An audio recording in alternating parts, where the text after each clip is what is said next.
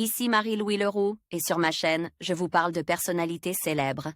Cela peut être des stars contemporaines ou des figures célèbres du passé.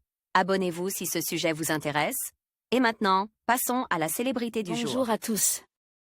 Dans cette vidéo, je vais vous parler d'Aristidis Stavros, une figure fascinante de la Grèce. Nous explorerons son parcours, ses contributions et son impact sur la culture et l'histoire grecque. Je partagerai également quelques anecdotes intéressantes qui vous permettront de mieux comprendre son héritage. Restez avec moi pour découvrir ensemble cette personnalité captivante.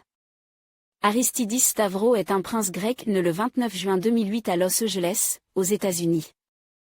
Son père est Paul de Grèce, fils de l'ancien roi de Grèce Constantin II, décédé en 2023, et de son épouse Anne-Marie de Grèce. Sa mère est Marie-Chantal de Grèce, née Miller, fille d'un milliardaire américain. Margaret II, reine émérite du Danemark de 1972 à 2024, est la tante de Paul, et il a de ce fait le roi Frédéric de Danemark comme cousin. Constantin II est roi de son pays à partir de 1964, mais l'abolition de la monarchie en Grèce en 1974 met fin à ce règne. Jusqu'à son décès en 2023, Aristidis Stavros, qui a 3 frères plus Aegis, Constantin Alexio, Achillea Andreas et Odyssea Kimon, est 5e dans l'ordre de succession. La fratrie comporte également une fille, Maria Olympia, la plus âgée des 5 enfants, née en 1996.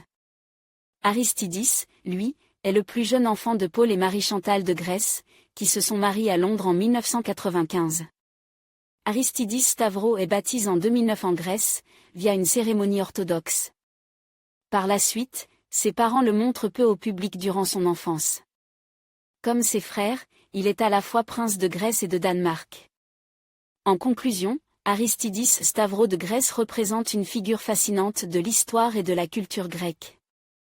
Son héritage, marqué par des contributions significatives dans divers domaines, continue d'inspirer et d'influencer les générations actuelles.